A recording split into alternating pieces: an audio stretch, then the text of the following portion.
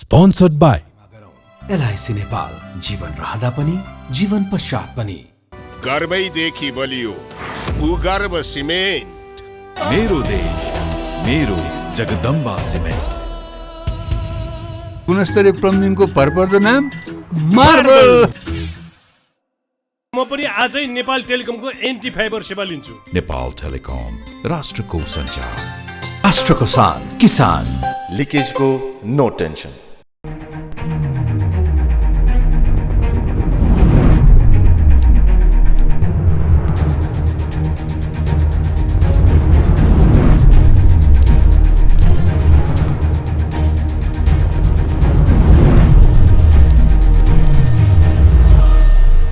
नमस्कार दर्शक, आज हामी प्रधानमन्त्री शेरबहादुर देउवाको भोलिबाट भारतमा हुने भ्रमणको बारेमा विशेष रूपमा चर्चा परिचर्चा र बहस गर्दैछौँ। प्रधानमन्त्री भारत जाँदै हुनुहुन्छ। अब नेपाली कङ्ग्रेसले यो भ्रमणलाई सफल बनाउनलाई कस्तो रणनीति बनाइरहेको छ त, नेपाल भारत सम्बन्ध कस्तो छ त, आगामी दिनमा अब कसरी अगाडि बढ्नु पर्ला त, 5 दलीय गठबन्धन अब कसरी अगाडि बढ्छ त, चुनावमा कहाँ तालमेल हुन सक्छ त, आज हामी यस बारेमा पनि विशेष रूपमा चर्चा गर्न चाहन्छौँ। हाम्रो बेचमा नेपाली कङ्ग्रेसका प्रवक्ता पूर्व परराष्ट्रमन्त्री डाक्टर प्रकाश शरण महतो हुनुहुन्छ। डाक्टर साहब, तपाईँलाई म जनता जान्न चाहन्छन्, कार्यक्रम स्वागत गर्न चाहन्छु। धन्यवाद। अब प्रधानमन्त्री शेरबहादुर देउवाको भोलिबाट सुरु हुने भारत भ्रमणको एजेन्डा के होइन, यो कोभिडको कारणले उच्च स्तरीय भ्रमणहरू चाहिँ हुन सकेका थिएनन् होइन। अब कोभिड पनि नेपालमा पनि व्यवस्थापन भयो, सभापति हाम्रो प्रधानमन्त्रीज्यूको नेतृत्वमा। भारतमा पनि यत्रो ठुलो देश, त्यहाँ पनि मोदीजीले व्यवस्थापन गर्नुभयो, अब सहज भएको छ। यो अवस्थामा स्वाभाविक रूपमा यो भ्रमण हुनु खुसीको कुरो हो। अब एकअर्काको चासो, चिन्ता, जिज्ञासा उच्च तहमा जान्ने बुझ्ने मौका दुवैतर्फ हो। नेपालको पनि हाम्रा केही भनाइहरू छन्, त्यो राख्ने मौका पाइयो। भारतको पनि केही कुराहरू होलान् हामीलाई भन्नुपर्ने, त्यो उच्च तहमा भन्न पाइयो। स्वाभाविक रूपमा मलाई लाग्छ यो भ्रमणले दुई देशको बिचमा एउटा विश्वासको सम्बन्ध विकसित गर्न मद्दत गर्छ। त्यसो विश्वासको वातावरण बनाउनको लागि मात्र हो त प्रधानमन्त्री देउवाको भारत भ्रमण? होइन, मैले अरू विषयवस्तु छैनन्, एजेन्डाहरू छैनन्? अवश्य छ, विश्वासमै त सारा चिज हुन्छ होइन।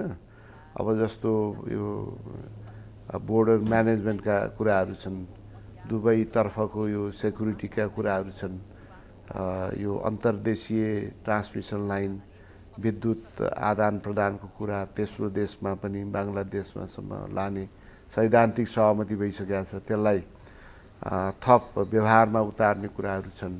त्यस्तै गरेर चाहिँ सीमाका कुराहरू अझै अनिर्णित छन्, त्यसलाई पनि एउटा गति दिनु छ।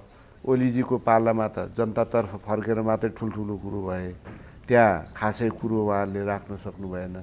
त्यस कारण यी कुराहरू पनि होलान्। त्यस्तै गरेर चाहिँ अरू द्विपक्षीय हितका कुराहरू, सहयोगका कुराहरू, यी तमाम विषयमा। जस्तो ऊर्जाको कुरा गर्दाखेरि नेपालमा विद्युतहरू अब हामीले उत्पादन गरिरहेछौँ, हाइड्रो पावर हामीले अलिकति प्रगति गरिरहेछौँ। अब नेपालमा उत्पादन भएको विद्युत हामीले भारतमा बेच्नुपर्छ होइन, र हामीले भारतबाट किन महँगोमा आज विद्युत खरिद गरिरहेछौँ? अब यो चाहिँ मैले विद्युत प्राधिकरणको मैले किन यसरी भयो मैले बुझेँ। तपाईँ त ऊर्जा मन्त्री भइसकेका व्यक्ति हो नि त।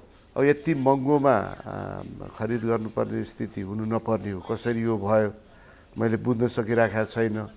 मेरो पनि प्रश्न छ। तर अब बर्खायाममा हाम्रो सरप्लस हुन्छ, त्यस बेलामा भारतको बजार पनि हामीले सुनिश्चित गर्ने, भारतको नभए बङ्गलादेश पनि तयार छ, त्यसबाट भारतको ट्रान्समिसन लाइन हुँदै बङ्गलादेशमा पनि निर्यात हुने, यो सबै प्रबन्ध सैद्धान्तिक रूपमा त असहमत छैन, सहमति नै भइसकेको छ। व्यवहारिक रूपमा पनि कार्यान्वयन भयो भने भविष्यमा राम्रो हुन्छ। त्यस्तै गरेर हामीलाई आवश्यकता पर्दा त्यहाँको जुन रेट छ त्यसमा यो चाहिँ अहिलेको रेट चाहिँ निकै महँगो रेट तय भएको छ। त्यो कसरी भयो? त्यस्तो हुनु नपर्ने मलाई लाग्छ। पहिला पनि हामी यस्तो सङ्कटको टाइममा खरिद गर्थ्यौँ, तर भारतले हामीलाई चाहिँ सहुलियत दरमै दिइराखेको थियो। अहिले प्राधिकरणले कसरी यो महँगो रेटमा किन्नु पर्यो त्यो मैले बुझ्न सकेको छैन। त्यसो भए तपाईँहरूले चाहिँ भारतीय पक्षसँग यसबारेमा कुराकानी गर्नुहुन्छ? अवश्य पनि यो दुवैतर्फबाट एकअर्कालाई आवश्यकता पर्दा सहज रूपमा खरिद बिक्री हुने परिस्थिति निर्माण हुनुपर्छ। त्यहाँ जस्तो त्यहाँ चाहिँ बिक्री गर्न सक्ने अवस्था छैन, आवश्यकता छैन भने हामीले बङ्गलादेशमा बेच्ने परिस्थिति पनि हामीले निर्माण गर्नुपर्छ। त्यसको लागि व्यवहारिक कहाँ के कठिनाइ भारत तयार हुनु पर्यो नि त तपाईँहरूले बङ्गलादेशलाई विद्युत बेच्नको लागि निर्णय गरेर मात्रै होइन, पुग्दैन। सैद्धान्तिक रूपमा उहाँहरू चाहिँ त्यसलाई तयार नै हुनुहुन्छ, त्यो किसिमको समझदारी बनिसकेका छ। तर व्यावहारिक रूपमा ती कुराहरू चाहिँ अझै हुन सकेका छैनन्। त्यसलाई व्यावहारिक रूपमा पनि कार्यान्वयन गर्नेतर्फ हाम्रो सम्पूर्ण ध्यान केन्द्रित हुनुपर्छ। त्यस्तो सीमा विवाद समाधान गर्नु पनि प्रधानमन्त्रीले पहल गर्नुहुन्छ भारतीय समकक्षसँग भेट्दाखेरि? अवश्य पनि हामी त जहाँ भन्नुपर्ने हो त्यहाँ भन्ने पार्टी हो के। तर बाहिर चर्चा छ कङ्ग्रेसले यसपटक बोल्दैन, भारतलाई भन्न सक्दैन। अहिले परराष्ट्र नरेन्द्र मोदीसँग कुरा राख्न सक्नुहुन्न। परराष्ट्र मन्त्रालयकै यो के अरे एजेन्डाको विषयमा भन्दा यो सीमाको कुराहरू पनि उल्लेख छ र सीमाको विषय अवश्य पनि उठ्छ, हामी उठाउँछौँ। हामी अतिशक्तिपूर्ण तरिकाबाट जनतातिर फर्केर ठुल्ठुलो कुरो गर्ने, आकाश पाताल जोड्ने कुरा गर्ने, जहाँ भन्नुपर्ने त्यहाँ चुक्कै नबोल्ने त्यस्तो पार्टी नेपाली काङ्ग्रेस छैन। त्यहाँ हामी राख्छौँ। यद्यपि आज भनेर भोलि नै यसको समाधान निस्किन्छ भन्ने मैले पनि आशा गरेको छैन। तर यो कुराकानी प्राविधिक तहमा, राजनैतिक तहमा, उच्च स्तरीय तहमा यो छलफल बढ्दै गएपछि एउटा ठाउँमा पुगेर एउटा सहमति बन्छ। हामीले चाहिँ हाम्रो आधारहरू, तर्कहरू, तथ्याङ्कहरू यी सबै पनि प्रस्तुत गर्नु पर्यो। उहाँहरूको पनि केही छ भने त्यो पनि हेर्नु पर्यो, दान्नु पर्यो। त्यसको आधारमा एउटा सौहार्दपूर्ण तरिकाबाट एउटा निष्कर्ष निकाल्नु। निष्कर्ष निकाल्नुहुन्छ सीमा विवाद समाधान गर्न कङ्ग्रेसको नेतृत्व सरकार तयार छ भारतसँग? कुरै छैन, यो कुरा उठ्छ र तत्कालै यसको समाधान आजको भोलि प्रधानमन्त्रीले राख्ने बित्तिकै पर्सिपल्टै चाहिँ समाधान हुन्छ भन्ने त त्यति चाहिँ सहज विषयवस्तु छैन, जटिलताहरू छन् होइन। त्यो हुनाले त्यसलाई चाहिँ केही समय लाग्ला। तर कुराकानी थालनी हुन थाल्यो भने विभिन्न तहमा कुराकानी गर्ने यो विषयमा र टुङ्गो लगाउने। उच्च स्तरीय भेटवार्तामा चाहिँ यो मुद्दा उठान हुँदैन सीमा विवादको बारेमा? हुन्छ, मोदी र देउबाको बिचमा कुराकानी हुन्छ? हुन्छ, किन हुँदैन। तर भारतले सीमा विवाद समाधान गर्न चाहेको छैन नि पछिल्लो समय? होइन, चाहेको छैन पनि किन भन्नुहुन्छ? चाहेकै छैन विषयवस्तुमा भारतको उहाँले रुचि जस्तो छैन नि? मैले नै विदेश मन्त्रीसँग यो कुराहरू चाहिँ उठाएको थिएँ। यसलाई चाहिँ कुराकानीबाट चाहिँ हामीले कुटनैतिक बाटोबाट समाधान निकाल्नु पर्दछ भन्दा त्यहाँ नकारात्मक कुरा त केही आएको थिएन। त्यसमाथि झन् प्रधानमन्त्रीकै भ्रमणमा यो त कुरै नउठाउनुहोस् भन्ने कुरा त हुँदैन। हाम्रो अरू पनि यो बाँकी यो सीमाका कुराहरू चाहिँ जुन द्विपक्षीय संयन्त्र थियो नि, त्यो द्विपक्षीय संयन्त्रको काम चाहिँ जुन द्रुत गतिमा बढिराखेको थियो, पछिल्लो समयमा त्यो ओलीजी आएपछि खासै अगाडि बढाएको छैन। हाम्रो पाला त निकै कुराहरू अगाडि बढाएको। अब फेरि यसलाई सुरुवात गर्नुपर्छ र यो विषयलाई सदाको लागि टुङ्गो लाग्यो भने हाम्रो सम्बन्धमा नयाँ अध्याय प्रारम्भ हुन्छ। भारत हाम्रो मित्र राष्ट्र हो, धेरै सहयोगको सम्बन्ध छ, लामो सम्बन्ध छ, सांस्कृतिक सम्बन्ध छ, धार्मिक सम्बन्ध छ। सबभन्दा ठुलो सहयोगी राष्ट्र हो नेपालको लागि। खुला बोर्डर छ हाम्रो, सहजै आदान वस्तुदेखि मान्छेहरू, नागरिकहरू सहजै एकअर्काबाट एउटा देशबाट अर्को देशमा जान सकिन्छ। यस्तो भएको हुनाले कतिपय अवस्थामा जति धेरै अन्तर्क्रिया हुन्छ उति ज्यादा समस्या पनि निस्किन्छ। जहाँ अन्तर्क्रिया नै कम छ त्यहाँ समस्या पनि कम निस्किन्छ। जहाँ ज्यादा सम्बन्ध, बहुआयामिक सम्बन्ध छ त्यस्तो अवस्थामा समस्या पनि आउँछ। होइन, विज्ञहरूको कुरा बाहिर आइरहेछ। भारतसँग चाहिँ हाम्रो सीमा विवादको बारेमा हामी छलफल गर्दैछौँ, तर चीनसँगको सीमा विवादको बारेमा कङ्ग्रेस नेतृत्व सरकारले यसपटक चिना विदेश मन्त्री काठमाडौँ आउँदाखेरि किन छलफल गरेन? ती कुराहरू पनि मलाई लाग्छ प्रवेश भएको छ। अब खास गरेर यो हुम्लाको विषयमा त त्यहाँका जनप्रतिनिधिहरूले कुरा उठाइसकेपछि त बुझ्नु पऱ्यो नि के रहेछ भने। त्यहाँ समस्या छ भनिसकेपछि त नेपालले छ नि चीनसँग किन आफ्नो एजेन्डा राख्न सकेन सीमा विवादमा? किन राखेको छैन? त्यसमा छानबिनको लागि गयो टोली, त्यसले प्रतिवेदन ल्यायो। प्रतिवेदनको आधार र द्विपक्षीय संयन्त्रले काम गर्ने भन्ने कुरा उल्लेख भएको छ नि। तपाईँले उल्लेख त्यो प्रतिवेदन बाहिरै आएन, सार्वजनिक भएन, गृहमन्त्रीले सार्वजनिक गर्नु भएको छ। कतिपय कुराहरू अब त्यही भित्रबाट नै कुराकानीबाटै टुङ्गो लगाउने, द्विपक्षीय संयन्त्र बस्ने भन्ने हिसाबले त्यो चाहिँ सार्वजनिक नभएको होला, केही पनि नभएको भए केही पनि छैन भनेर सार्वजनिक हुनु पऱ्यो, कुरै सकियो। केही छ भने त्यहाँ उठ्नु पऱ्यो। त्यसो चीनसँग पनि सीमा विवाद छ भन्ने नेपाली कङ्ग्रेसको निष्कर्ष हो डाक्टर प्रकाश शर्मा, तपाईँ पार्टीको प्रवक्ताको नाताले बताइदिनुहोस् आज। त्यसमा त्यहाँका जनप्रतिनिधिहरूले केही समस्या छ भनेर उहाँले आधारसहित चाहिँ प्रस्तुत हुनुभयो। त्यसपछि हामीले यो छानबिन के गरौँ त, छानबिन गरौँ हो होइन, त्यसको निर्कोल गरौँ भन्ने कुरा उठ्यो। सरकारले निर्कोल गर्न टोली पठायो, त्यसकारण टोलीले प्रतिवेदन दिएको छ, त्यो प्रतिवेदनमा नै उल्लेख होला समस्या छ छैन भन्ने कुरो। म त्यहाँ गएको छैन, त्यसकारण यहाँ बसेर समस्या छ छैन भन्नु मैले मिल्दैन। त्यहाँ त्यो टोलीले जे प्रतिवेदन सरकारलाई पेस गर्यो त्यसमै अब सरकारले भनिदिनुपर्छ समस्या छैन भने समस्या छैन, समस्या छ भने सम्बन्धित ठाउँमा उठाउनुपर्छ, उठाएको जस्तो पनि मलाई लाग्छ। त्यसमा भारतसँग तपाईँले छ नि द्विपक्षीय वार्ता गरिरहँदाखेरि इपिजीको प्रतिवेदन अझै पनि भारतीय प्रधानमन्त्री नरेन्द्र मोदीले बुझ्नु भएको छैन। नेपालको प्रधानमन्त्रीले यसबारेमा कुराकानी गर्नुहुन्छ? यो विषयमा नि समग्रमा कुरा अवश्य उठ्छ होइन। त्यो प्रतिवेदनको बारेमा पनि यो के भएको छ अथवा के भएको छैन भन्ने कुरा अवश्य पनि उठ्ला। समग्रतामा जति पनि दुई देशको बिचमा सम्बन्धका आयामिक पक्षहरू छन्, कतिपय समस्याहरू छन्, कतिपय अप्ठ्याराहरू छन्, कति धेरै राम्रा कुराहरू पनि छन्, यी सबै विषयमा छलफल हुनुपर्छ, हुन्छ भन्ने मलाई विश्वास छ। किनकि मलाई थाहा छ कतिपटक शेरबहादुरजीसँग उहाँ प्रधानमन्त्री हुँदा म सँगै गएको छु, जति पनि महत्त्वपूर्ण विषयहरू नेपालको हितमा नेपालको स्वार्थमा हुने कुराहरूमा उठिया छ। सबै मुद्दाहरू उठाएको छ। सरकारले त भारतसँग कुरै गर्न सक्दैन, लम्बसार पर्छ भन्ने गम्भीर आरोप छ नि। कसले? नेपालका कम्युनिस्टहरूले भन्छन्। उहाँहरू त राष्ट्रघाती हो, राष्ट्रवादी हुनै सकेन। उहाँ त जनताको तर्फ फर्केर चाहिँ ठुलो राष्ट्रवादी भनेर चाहिँ छाती पिट्नुहुन्छ उहाँहरू। तर सम्बन्धित देशमा गएर चुक्क बोलेको चाहिँ मैले अनुभव गरेको छु। तर केपी शर्माले गम्भीर आरोप छ नि तपाईँहरूमाथि। काङ्ग्रेसले हाम्रो देशको राष्ट्रियताको माथि आक्रमण गरिरहेछ, विदेशीहरूलाई निम्त्याइरहेछ। कसरी को विदेशीलाई निम्त्याए?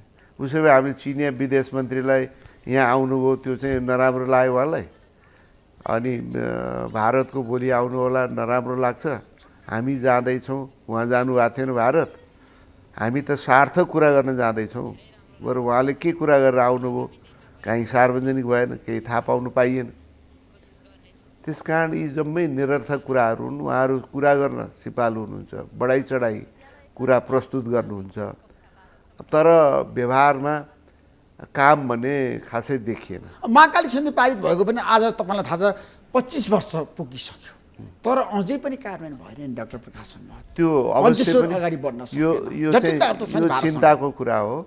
यो महाकाली जुन चाहिँ दुई देशको बिचमा बग्ने नदी हो, ठुलो आयोजनाको परिकल्पना गरियो र यो महाकाली सन्धि पहिलाको सन्धिभन्दा धेरै नेपालको पक्षमा पनि थियो र धेरै कसरत गरेर त्यसलाई चाहिँ अगाडि बढाइयो। त्यसपछि पनि म ऊर्जा मन्त्री हुँदा पनि धेरै कुराहरू द्विपक्षीय संयन्त्र कहाँ अफिस रहने, कसले अध्यक्षता गर्ने, ती सम्पूर्ण कुरा नेपालको पक्षमा हामीले निर्णय पनि गरायौँ। त्यसपछि फेरि यो चाहिँ धेरै चाहिँ अगाडि बढ्न सकेन।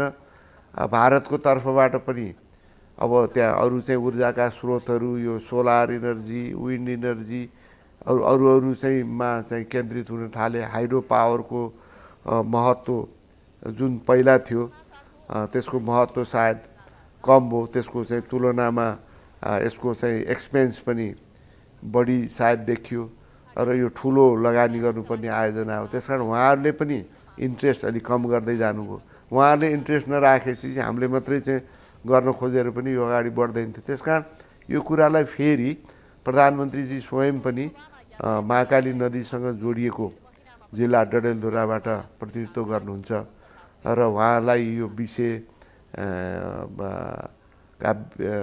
विषयमा उहाँलाई सम्पूर्ण जानकारी छ र यो अगाडि बढोस् भनेर उहाँ पनि चाहनुहुन्छ।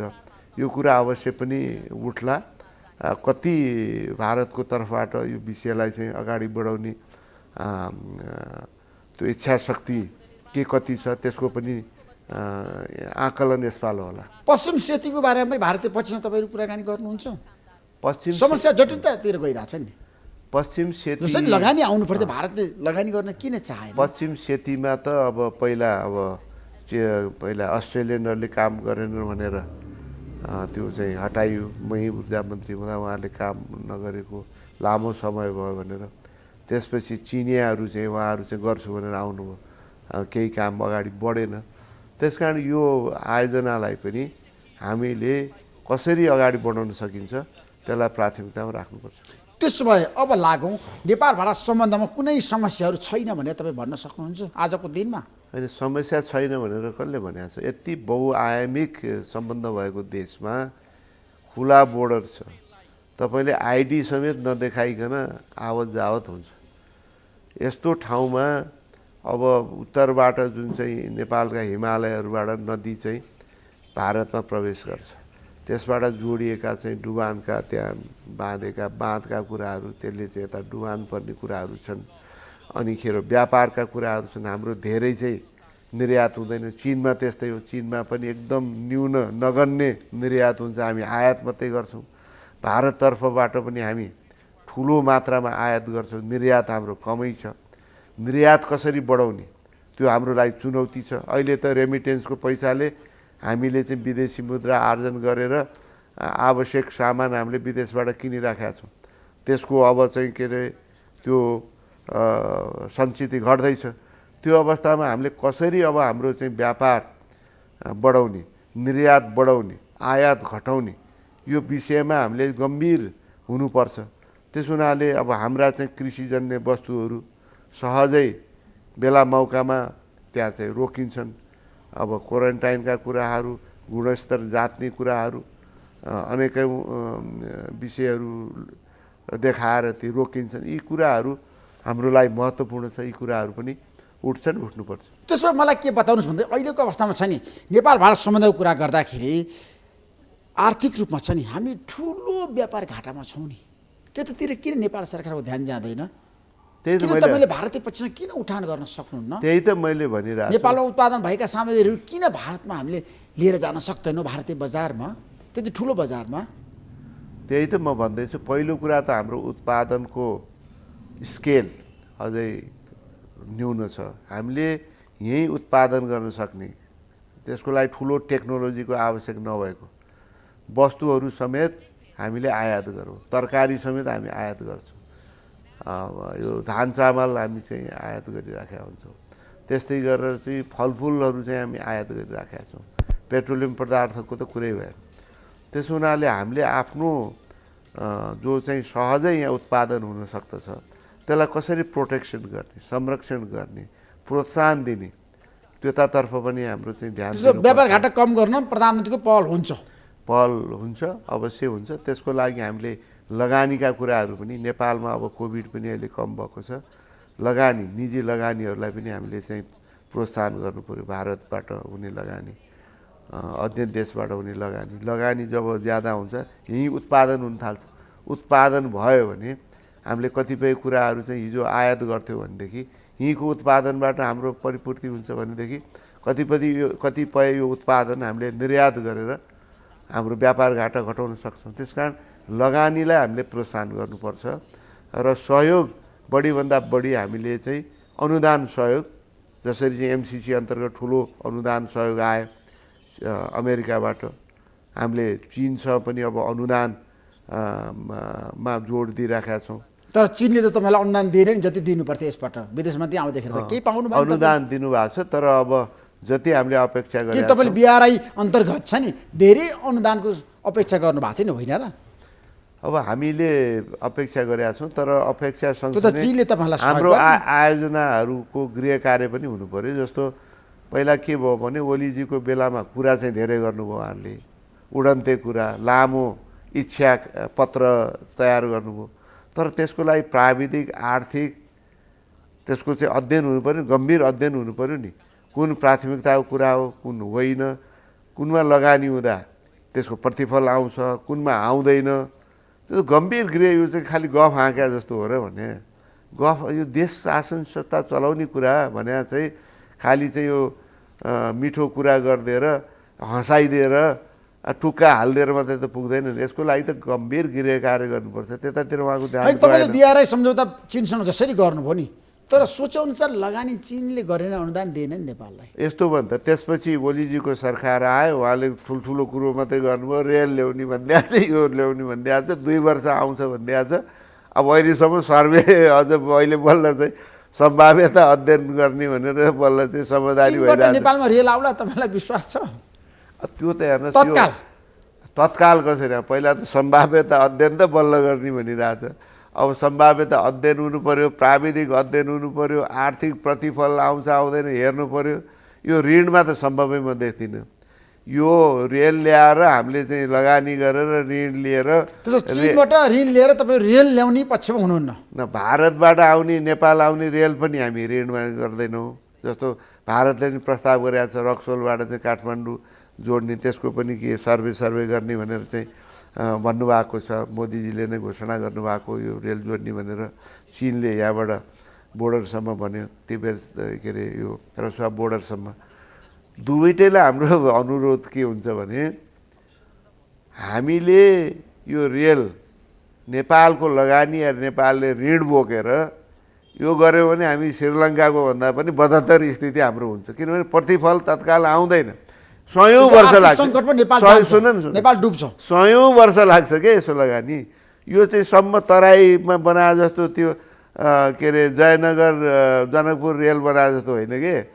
अब चीनसँग जोड्ने रेल चाहिँ 95% सुरुङ पुरा चाहिँ सुरुङ मार्ग बनाउनु पर्ने, 5% मात्रै खुला जमिनमा, त्यो खोलाको दुईतिर एउटा डाँडोबाट अर्को डाँडो।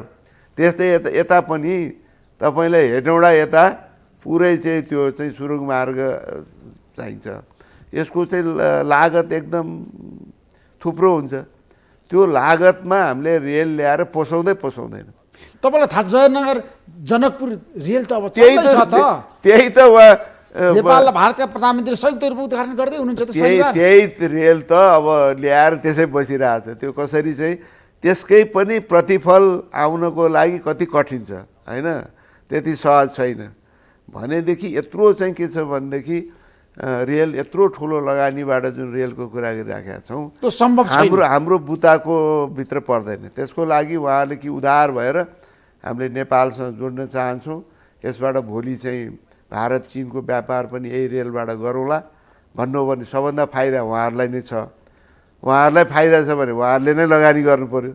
अब हामीलाई त खालि यो जमिन, हाम्रो जमिन प्रयोग गरे बापत अलिकति फी हामीलाई दिनुहोस् भनेर बरु हामीले चाहिँ माग गरौँला, माग गर्नुपर्छ भन्ने मलाई लाग्छ।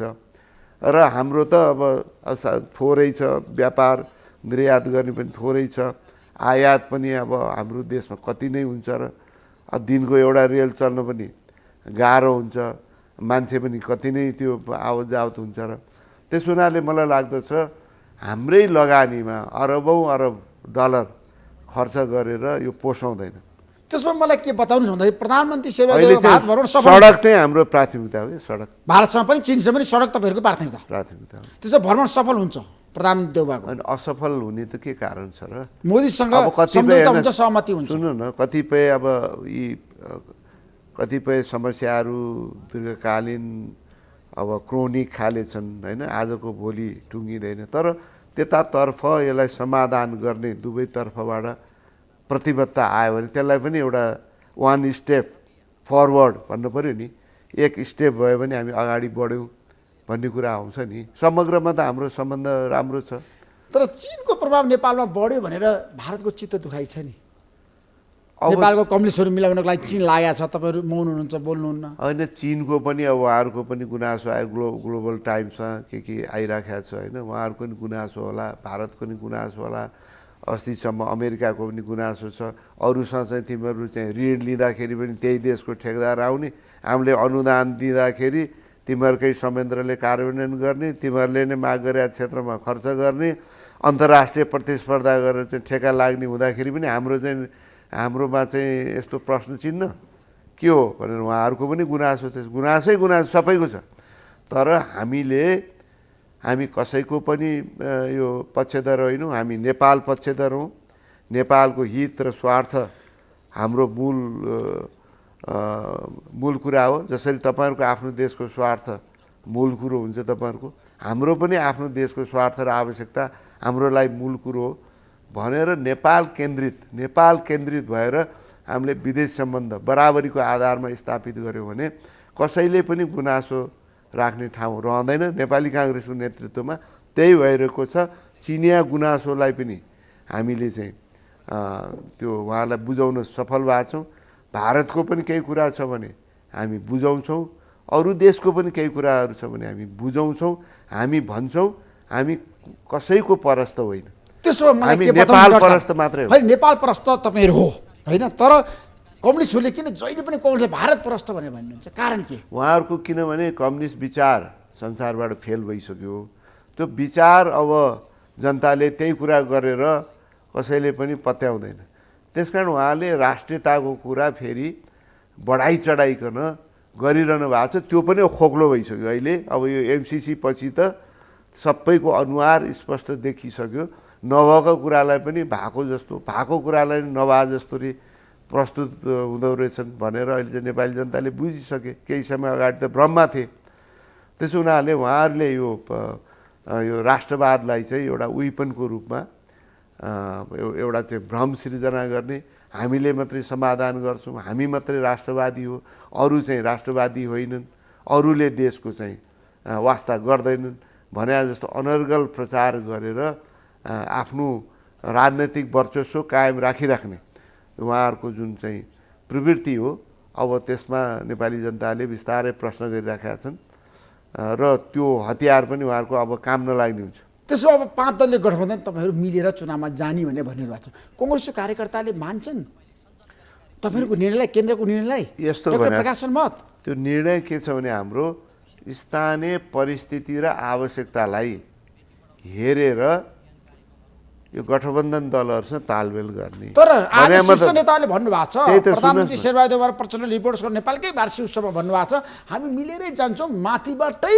उम्मेदवार तय गर्छौँ उहाँले भन्नुभएको छ। त्यसरी माथिबाट के भनेको छ, मूल कुरा के हो भने हाम्रो केन्द्रमा नि संयन्त्र बन्छ, प्रदेशमा नि बन्छ, जिल्लामा नि बन्छ, क्षेत्रमा नि बन्छ, त्यो नगर गाउँपालिका तहमा। त्यहाँबाट कहाँ कसको स्ट्रेन्थ कति छ हो, कसको प्रभाव कति छ, त्यसको आकलनको आधारमा उहाँले सिफारिस गर्नुहुन्छ विभिन्न। यहाँ चाहिँ यस्तो छ, अलग ठाउँको अलग परिस्थिति छ, एउटै परिस्थिति छैन। काहीँ हामी एक्लै जित्ने, कसैको सहयोगै नचाहिने ठाउँ छ। तपाईँ एक्लै जान सक्नुहुन्छ कतिपय ठाउँमा? कतिपय ठाउँ किन जान सक्छ? नगरपालिकाको कुरा गरेको, महानगरपालिकाको कुरा गरेको मैले। महानगरपालिका एक्लै चुनाव जित्न सक्ने महानगरपालिका छ आज? होइन छ, किन छैन? हामी जिते होइन, विराटनगरमा हामी चाहिँ महानगरपालिका चाहिँ जिते होइन, एक्लै जिते होइन। यहीँ पनि हामीले अलिकति चाहिँ आफ्नै कमी कमजोरीले गर्दा यो काठमाडौँ हार्ने ठाउँ होइन। त्यस कारण भन्नु खोजेको के हो भने जहाँ विन विन सिचुएसन छ, यो जति पनि गठबन्धन दल यो सहकार्यमा सामेल हुन्छन् सबैलाई केही न केही फाइदा छ। त्यस्तो जहाँ स्थिति देखिन्छ त्यहाँ चाहिँ समझदारी हुन्छ। त्यसो गठबन्धन हुन्छ, देशभरि नै हुन्छ, गठबन्धन हुन्छ, तर तीनै तहको निर्वाचन हुन्छ। कति हुन्छ, कहाँ हुन्छ अहिले भन्न सकिँदैन। जहाँ जहाँ आवश्यकता महसुस गर्न सकिन्छ स्थानीय परिस्थिति अनुकूल त्यति ठाउँमा हुन्छ। तर प्रचण्डको भनाइ छ सबै ठाउँमा मैले लिनुपर्छ, रेणु दाहाललाई दिनुपर्छ, भरतपुर महानगरपालिकाको मेयर बनाउनुपर्छ। तपाईँहरू के गर्नुहुन्छ त्यतिखेर? उहाँले पुनर्विचार गर्नुपर्छ त्यो स्ट्यान्डमा। किन पुनर्विचार गर्ने? प्रचण्डको भनाइ चाहिँ मैले जितिरहेको ठाउँ हो भरतपुर त्यो त महानगरपालिका, नेपाली रेणु दाहालले जित्ने आधार छ। नेपाली काङ्ग्रेसले समर्थन गरेर नि जितेको हो। अहिले फेरि कांग्रेस तर हामीले के स्वीकार गर्नुपर्छ भने त्यहाँ चाहिँ सबभन्दा बढी प्रभाव चाहिँ नेपाली काङ्ग्रेसकै छ।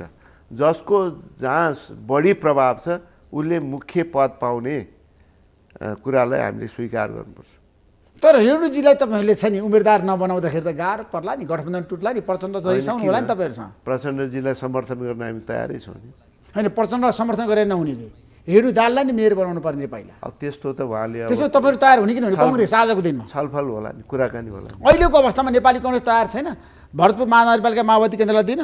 आजको दिनमा यो विषय चाहिँ छलफलको विषय हो र सिद्धान्त त के हो भने हामीले जसको सबभन्दा ज्यादा प्रभाव छ मुख्य पद त्यो पार्टीले पाउनु। उहाँको प्रभाव जहाँ चाहिँ कतिपय रोल्पाहरूको होला मुख्य पद हामीलाई चाहियो, हाम्रो कम प्रभाव छ भने हामीले माग्नु भएन। तर 6वटा महानगरपालिका एउटा पनि नदिने त माओवादी केन्द्रलाई कसले यो एउटै दिने कुरै गरेको छैन मैले ऋषिजी। जहाँ उहाँहरूको छ राम्रो स्थिति छ दिनुपर्छ। मैले भने नि हाम्रो चाहिँ निर्णयमै के छ भने स्थानीय परिस्थिति र आवश्यकता हो। त्यहाँको परिस्थिति भने के हो भने त्यहाँ ककसको शक्ति कति छ, प्रभाव कति छ हो, त्यसका आधारमा एकअर्काको आवश्यकता कति पर्छ। होइन केन्द्रले सिधै लाद्न सक्दैन। होइन त्यो लाद्ने कुरा चाहिँ कहिले पनि होइन महानगरपालिका नगरपालिका उपमहानगरपालिका चाहिँ केन्द्रबाटै उम्मेदवारी चयन गर्न सक्नुहुन्न तपाईँहरू? सकिन्छ, त्यो त केन्द्रले महानगरपालिका त केन्द्रले नै निर्णय गर्ने नै व्यवस्था छ। तर उपमहानगरपालिका पनि केन्द्रले गर्नुपर्छ।